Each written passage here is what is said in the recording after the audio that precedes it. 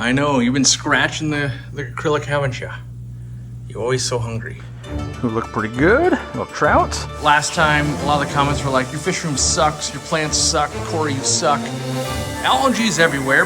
What's going on in there looks terrible. And what's going on in here looks terrible. Well, beefcake, fattening up.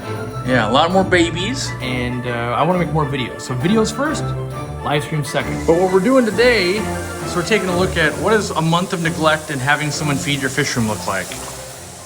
Hey everybody, it's Cory from Aquariumcoop. Chiming in after my 3 to 4 week hiatus, basically. My business partner doing okay and he's back home. I stayed with him for 2 weeks, basically in the hospital and in rehab. For those of you that didn't hear, let me flip this around.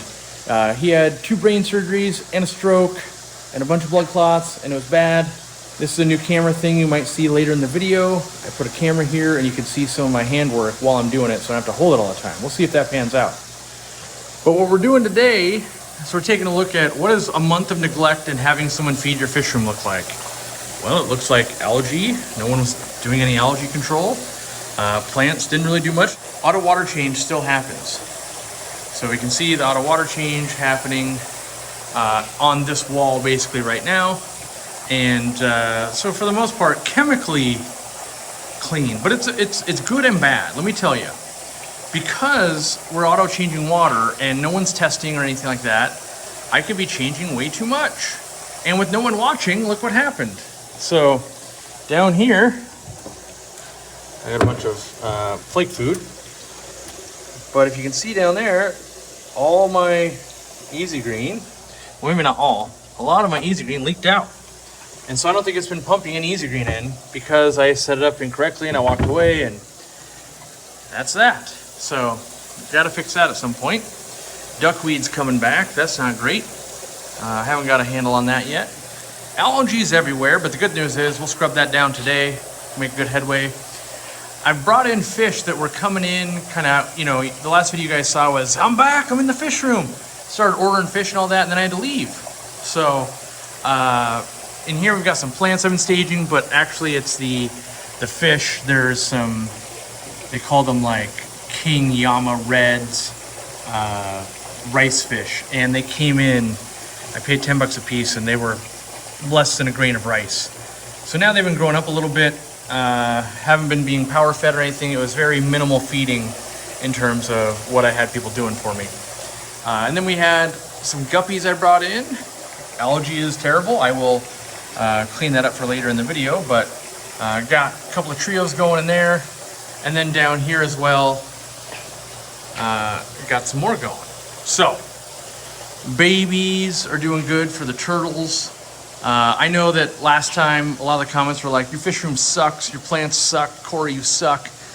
And it's kind of like, yeah, sure, okay, it's my fish room, it's what I do, and I will fully admit, I've been in a pattern of workaholic and then getting busy and then not being able to do what I want to do. So, you know, there are some successes like, oh, look, all the plants are cleaned up in here, all the bulbitis looking amazing.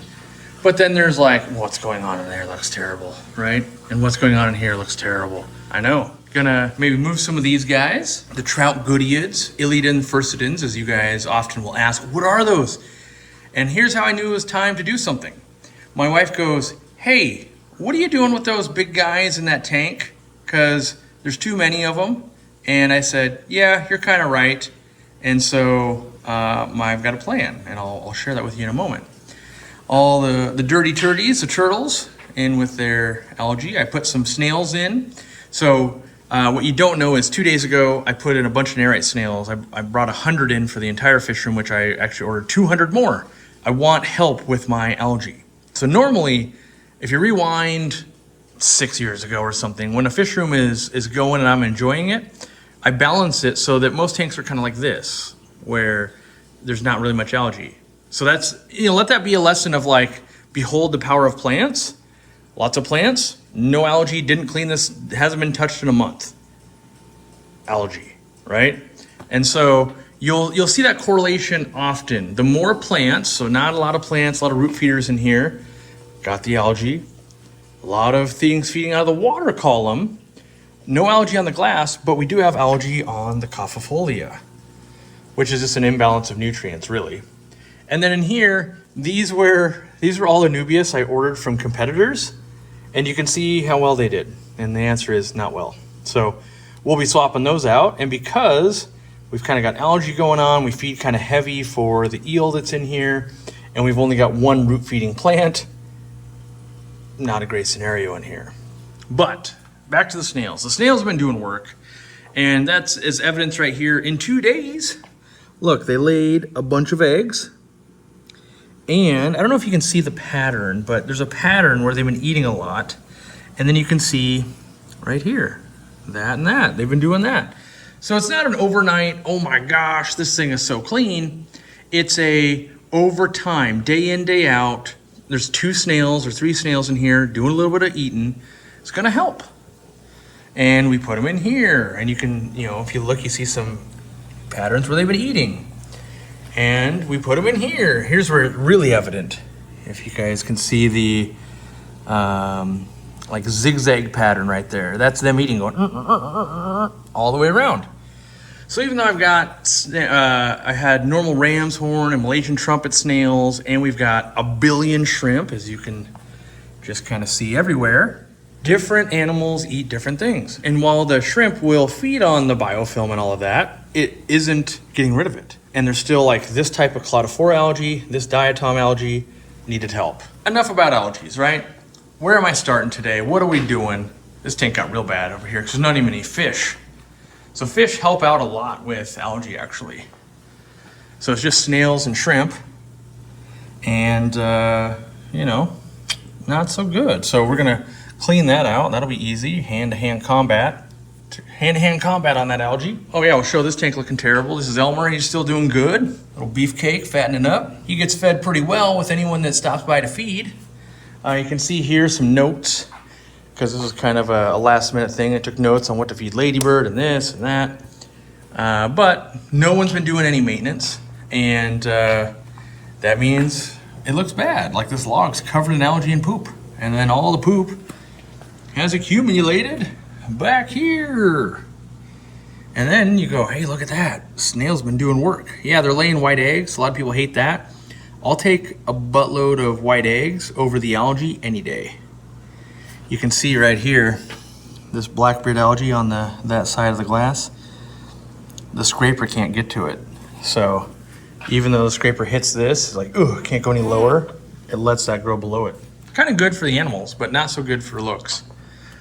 All right, then we come over here. What do we got? I ordered some turtle food. I wanted to, one I still like and we just don't sell anymore, and that is the Raffi Royal treats for the turtles. It's basically lots of freeze-dried fish.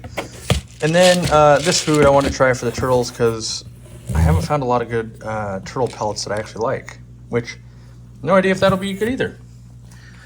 We got Ladybird in the house. She's always hungry.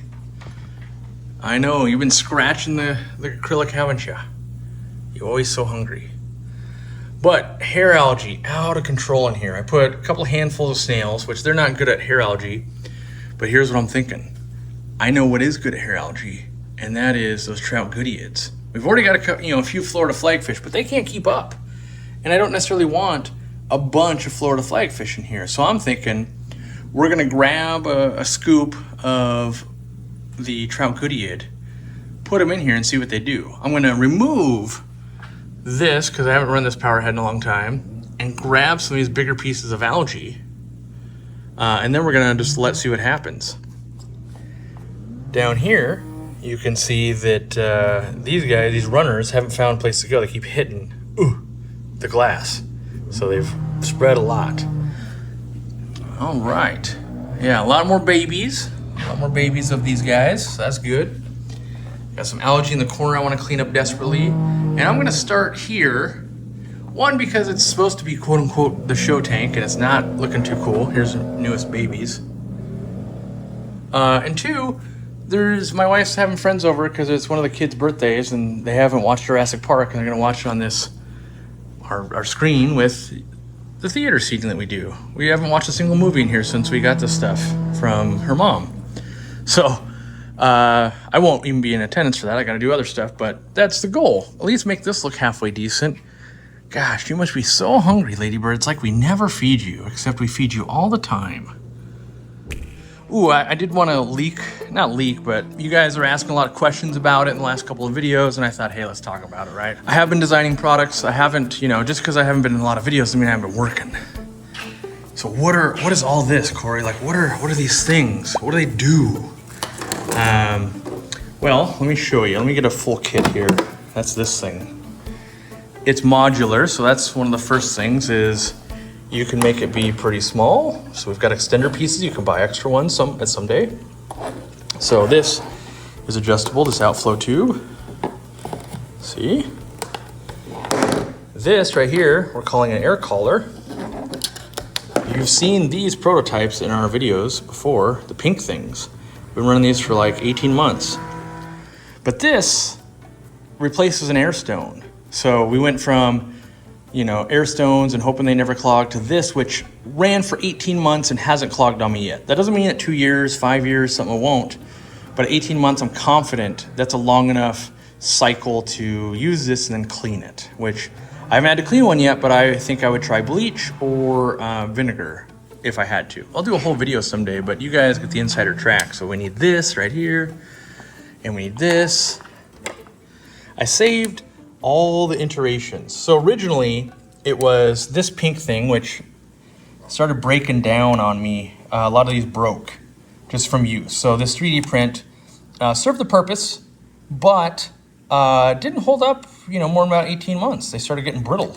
So I don't know if that's this type of plastic. Some 3D printer nerd will know way more than I do.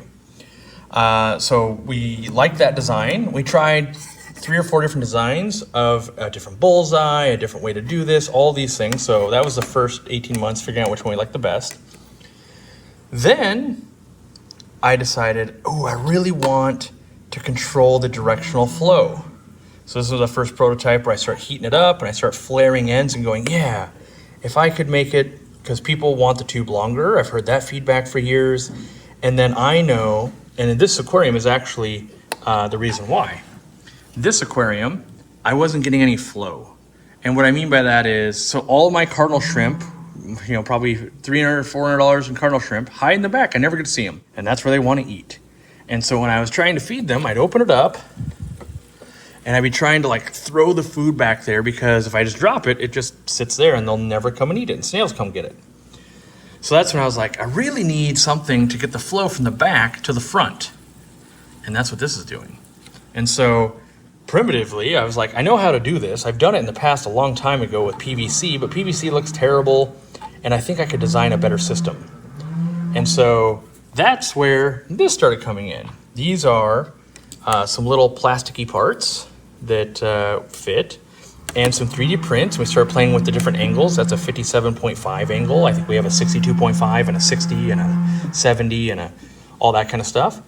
And we kind of got some loose prototypes, and this is kind of leaky with air and all of that, and it wasn't great, but it was good. We got going. Then we kind of got to something like this here, and that would be the kind of the next version, if you will. And let me just straighten it out a little bit. So then we made some more improvements, and those improvements would be the nipple here where you attach the airline. Some of them would leak a little bit of air. And so we had to play with some different versions of the way to attach it. So this is still the old one, but the new one works awesome. Then we went to China, and you guys have seen the videos from that. And while I was there, I had an epiphany, and I go, this has got to fit every aquarium. This can't just be like fitting my aquariums and that kind of stuff. Like, we need a better system. And so that, we go back over here, is kind of where I invented this modular system. I was like, well, what if someone owns a 210-gallon tank, or a 10-gallon tank, or a 55-gallon tank? And that's where, well, if we just make pieces that can keep connecting, you can, look at that. Now I've got one that long. And so that tube could be even longer, and you could make it as long as you want. And so we already had these adjustable pieces where it could go down inside of itself, and this piece, so both these adjust, so that's helpful. And by the way, I know the anticipation's building up. These are not for sale yet. They're still in production. We just finished packaging, and so we're hoping maybe in December, but if not, in January is when we'll be able to launch them. So yeah, while we're in China, they come up with the idea, well, if you're gonna build all of these extensions, you wanna be able to control the airline. And so they actually added this little airline holder, which was genius. I loved it. And they did that on the fly while we were there with a 3D printer. It took an hour and a half or something, but we had lunch and did all that. So this is, this will get swapped out. One, because it's covered in algae. Two, it's a prototype. You can actually see this is flared out a little bit. It shouldn't be flared out. They had to buy a new machine to accomplish some of the stuff we wanted to do, because we're doing stuff they've never done before, which is kind of a cool thing as a manufacturer that makes sponge filters all day long every day, and we're doing stuff they've never done. So then let's go to like final production run. That's over here in this turtle tank, and you can see how good these run, in my opinion, with the taller ones. Now, I've got a bunch of algae in the way, so this is the worst video ever, but I like showing you guys, how did I get here? How did I make a thing? Was it all about money, Cory? No, I wanted to feed my shrimp better. That's actually where this came from.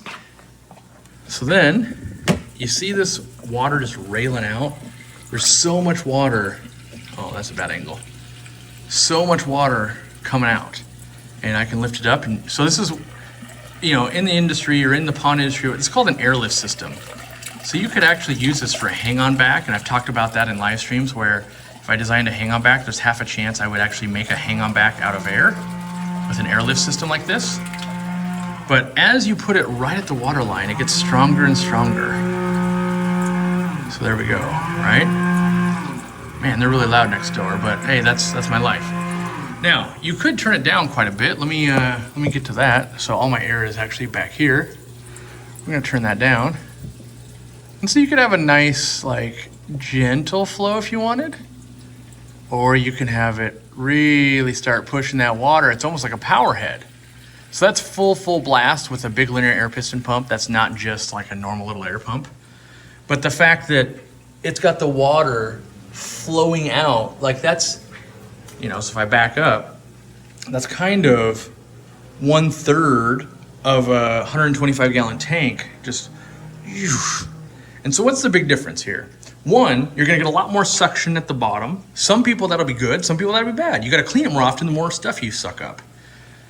Two, you get directional flow. So now I could have it do this flow, kind of like a hang-on back, or I could have it do corner to corner, like a canister filter, right? Gives you some options to play with. My whole goal was, I love sponge filters and I just want to make them better. And I've seen things in the past, like people will be like, I've seen Matten filters with jet lifters. Like, yeah, I've seen them in Germany too. I've seen the different companies that actually, invented them, and there's people that sell them in the US and all of that. But they were the wrong color. They weren't adjustable. It was one size per thing. They weren't modular like that. And so they were, while they served a purpose, they were a very niche purpose, right? And then the air collar thing, that that used to exist, I think, like in the 70s or something. I saw one time at a fish room, and I was like, this thing is awesome. Do they make these anymore? He's like, oh, I've had that since I was a kid. And I was like, oh, well, that's how I kind of knew a different type of air stone for a sponge filter could exist. I just had to get there and make it. And I used someone from the forum, so check out our forum if you haven't, and they 3D printed it and we worked on it, and that's how we got the prototypes, and that's how we got to kind of where we are today with that part of it. And so, yeah, I am excited to actually launch these, because I think everyone that has a sponge filter will want one. And when it does launch, the new sponge filters will come with the kit. The price will go up a little bit, it happens. And then we are selling retrofit kits. They'll be fairly cheap, so you can upgrade all your sponge filters. So if you're a guy like me and you go, I got 10 of those things, I don't want to buy new ones. I don't want to kill the environment either. I want you to buy the upgrade kits if you want them. If you don't want them, great, you don't have to use them. So yeah, but the flow is awesome. I've got one over here, and in some video, there's a certain shortness they can go. And so this one's actually coming out like a waterfall. I actually bought a smaller sponge filter for this tank, but I'll show you guys how to modify them. So basically, I'm using the medium-sized sponge filter. If I go down to the smalls, I won't have this problem anymore. But at the time when I built this rack, this product didn't exist, wasn't even my wheelhouse, just the little air collar was. And really, I just wanted to improve flow for circulation of fertilizers and food in my aquariums. Fish benefit also in the fact that they get the current to swim against. You can see here, these guppies, they don't want a whole lot of current, but that current only goes up. The other thing is, it only splashes on my light. Aquariumcoop.com light, by the way. Highly, highly, highly water resistant. I wish I could say it's waterproof, but you got to meet some standard we'll never be able to make officially. So it's just crazy waterproof or water resistant. Not technically waterproof, even though all the time I test them all the time just to make sure my claims are going to be good. Like I could leave this here for quite a bit of time and I think we'd be just fine as I put it in water. So my lights are more expensive than some cheap Amazon lights. However, we've got a rad warranty and they're simple to use and they're powerful and all of that. They don't create a bunch of heat. We increase the heat sink, the aluminum. We got a super long cord. Read about it on the website if you're interested. I love them, but how do you not love the things you make, right? So we're 21 minutes into this and all I've done is shown you more products, which I totally get it. You guys have been very vocal in that you're just a salesman now, Cory. And the reality is, yeah, that's been my business. That's been my MO since the day I started. This YouTube channel would not have existed if it wasn't for advertising. Because I said, hey, I could advertise my retail store online. And so all the stuff that you do get that isn't advertising, think of that as like, ooh, that's the freebie. The cost is you got to listen to how I invented a product. And you don't have to buy it or anything like that. I personally think it's kind of a cool story because I don't know, I would watch someone else inventing stuff in the aquarium hobby or some other hobby I liked. All right, let me set up this hat camera and start actually cleaning and moving some fish. All right, are we recording? We are, testing the new camera. All right, I gotta move some of these trout goodieads. I don't have to, but I'm gonna move a scoop full over to the 800. If they thrive and don't harass ladybird at all and just eat algae and do cool stuff, great. We will take these guys, who look pretty good, little trouts. Because I didn't feed you before this, ladybird. Don't eat these. Those guys are in. All right, we'll get these other two big ones in there, and this baby. Yeah, so you can see the color is hopefully a little bit better in the sunlight there. That baby's not very old. They come out about that big. These guys are a true live bear, and they have umbilical cords and everything, so they come out just as, you know, like babies would. All right, little baby. Be good. Now I'll get a ladder. So here you can see testing on my lights. Got food on the top. Got lots of, all the air over there has created lots of calcium buildup. And now I just gotta grab lots of algae. So this is the problem with this tank. I'm on a ladder and I can only reach to about there. You can see how like, oh, that's how stuff builds up. Like just quit being lazy, Cory. Like some of it is laziness. The other part of it is like, it's gonna take a while. So the reason why you would remove a lot of this, like whenever we're talking about algae removal, even with the snails and everything, the more you remove, they're gonna focus on the stuff that's left. Let's say they eat 10 inches of algae, whatever that is. But I'm growing 12 inches a day, they'll never get on top of it till they breed more. But if I bring it down to 5 inches a day, guess what? Tomorrow I'd be out. So I always try and remove the big, chunky pieces that I can, and then let them get the stragglers, the stuff that I can't reach or is between two rocks or part of the scape that you don't want to ruin. Come on, there we go.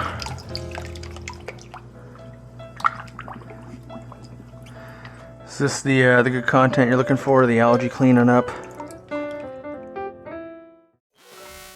All right, well, I've been asked to talk about algae in general. That's what I've been working on today, and it's hot, and it's been a couple hours at this point.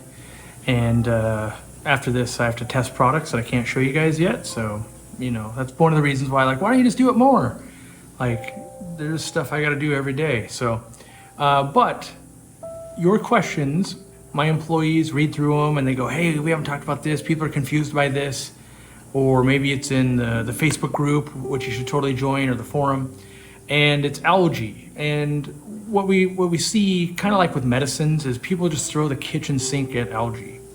And so as you saw today, what did I do? What was my first step today? My first step was basically, let's knock down the algae as much as we can manually.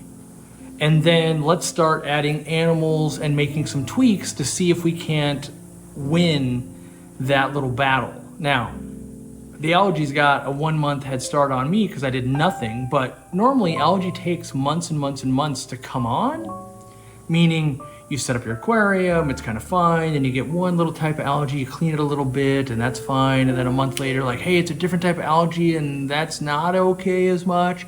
Then you might get some coming in on a plant, or a fish poops some out, and you end up with these 2 or 3 or 4 different types. Razor blades, if you know how to use them, you keep them flat the whole time, they're really good at scraping algae. But if you're not careful, you could scrape your glass. But I find it makes quick work and leaves little sheets of algae the shrimp love to eat when you neglect things. I don't like to have to do this, and this only works on glass, so. In my opinion, it's very, very difficult, and most people will never achieve full balance where they'll have absolutely zero algae and amazing plants and amazing fish. Instead, I think you strive to get fairly close, meaning you've gotten rid of 95% of the algae and there's still 5% left. And that's where I use animals to fix that. Now, there are some chemical treatments, and in fact, one of the products I'm going to test here in my own studio or fish room here is, something that people are saying, just get rid of all the algae. And well, I'll be the judge of that. If it works, you guys will be the first to know about it. If it doesn't work, you also will know about it. Chemicals are usually the last resort because they are kind of a reset button. And so many people think that's what they want. They think, well, my tank was new, I didn't have algae, I want that. And the answer is you actually want very minimal algae. 1, it's good for the fish. 2, it processes waste out of your water a little bit. But 3, it actually means that you're in control of it. You control how much is or isn't growing. When you go in there and you just nuke it all with something like an algae fix or something like that, you will nuke all of the algae, but you're not in control of it. And that's what you should be striving for. If it took 3 months or 6 months or 2 years or 10 years, I didn't have any algae, and now I do, it's gonna take some time to get that back. Now, I have lots of struggles. I have, some of the things I do, I test different lights. If you change a light, that'll have an impact. I test different foods all the time. Some are very high in phosphates, some have none. That can play havoc with the nutrients going in, right? I also have skylights in here, that seasonality. You might have windows, that has an effect. You go, oh yeah, during the summer I leave the shades closed now and I fix it. Or, oh, I do an extra water change and it fixes it. Or, I keep this fish and it fixes it. You've got other factors as well. The fish, the bioload as they grow, and the plants as they grow. So you might have everything's in harmony today, and then fast forward 3 months, not in harmony anymore. You didn't change your fertilizer dosing, or maybe you're feeding way more food because your fish are a lot bigger. I ran into the problem, and you guys run into it all the time. You just don't notice it probably as much as I do because you don't go away as long probably. But you might go on a vacation, 1 week in Hawaii or 2 weeks in Vegas, or whatever it is. Oh, it's hockey season, I'm busy, or it's football, it's back, I don't have Sundays anymore. And you start getting behind. So the one thing I would say is, I'm not embarrassed by my fish room. People say you should be. Okay, I like to show the real side of fish keeping. Like, my business partner almost died twice, where they brought all the family in, say your goodbyes, that type of deal. He managed to pull through, then he had a stroke. And it's a horrible, horrible story, actually. He had a stroke in a rehab facility because he had 2 brain surgeries. So they were trying to make sure he could do normal home stuff and go home. Well, he had a stroke and no one noticed for about 16 hours. So he laid there and couldn't speak, couldn't do anything, just basically cried and was scared, thinking he's dying. And then the family found him the next day, called the hospital, got him back, and saved his life once again. So then I stayed with him for the 2 weeks. It ended up being 3. I stayed with him 2 weeks, but it was 3 weeks because I was visiting him like every day, and then I was like, I gotta get hotel rooms, this isn't gonna work. But that 3 weeks caused it so all the algae grows and all of that. So I'm actually proud of the way my fish room looks. Like, I'm able to drop what makes me money, what brings me fame and all of that for the people that need me. And I would wager a lot of you watching this video are like that. You've got Christmas time, you've got oh, T-ball just started up, or it's ballet practice, or it's, you know, my son broke his leg, or this person needs help, your church group, anything, right? And so I think the real takeaway should be learn what's causing algae, what fixes it, and not go the chemical route. It's real tempting. Trust me, I get it. They're like, yeah, I snap it, boom, we're done. But you didn't learn how to solve it. You didn't learn what was causing it. And so it's just gonna repeat. So yeah, now I just come in, and even with the snails, a lot of times I try to knock some off, but then I just start doing the haircuts. And this will let the algae eaters and things actually start catching up. I also need to fill tanks with fertilizer. They haven't had fertilizer in a month. I also need to feed. Someone else has been feeding. They feed differently than I do because I make it really easy on them as opposed to what I do. And so that creates a little bit of havoc in your tank. And so take it easy, take it slow. I would say to fix any algae problem is 3 months. And don't get me wrong, I can get any of these tanks, they'll be show quality in 2 days because you can just put brand new stuff in, you can clean it, you can scrub it, you can do all this stuff, but it won't maintain that. And my thing is always, I want it so that it will maintain it. And you can see that in some of the aquariums where the plants are really dense, there isn't algae, right? And where the loads are right, there isn't algae. But then I'm playing on hard mode, and maybe you are too, of like, I have 40 aquariums. It's much harder to get 40 aquariums in balance than it is to get 3 or 1. I would just start playing with it, start, you know, learning what causes that diatom algae. And if you need help, the forums, the Facebook group, you go to our website, you click Help Center, and we have insane amounts of categories for all the things around aquariums, of articles we've written, videos we've done. So you go into algae and plants, you start looking there, you're gonna see, oh, here's all the different types of algae, here's different remedies from chemical, from fish, from just manual labor, from balancing, from nutrients. You know, use that resource because it's amazing and we're always building on it. So it's every week it gets better. So that's amazing. One day it's gonna become this thing of like, wow, this is the greatest aquarium library, but it takes years to build something like that. So what I hope is that you see that all of that free knowledge and all of that stuff we provide you, I'm encouraging you, don't spend money. Get in there with elbow grease, move some fish around, you know, learn. And then once you kind of have a grasp of it, then think, do I buy this product? And so I would tell you right now, if you've got blackbeard algae, go buy some Siamese algae eaters instead of buying Excel from us. Our chemical will help.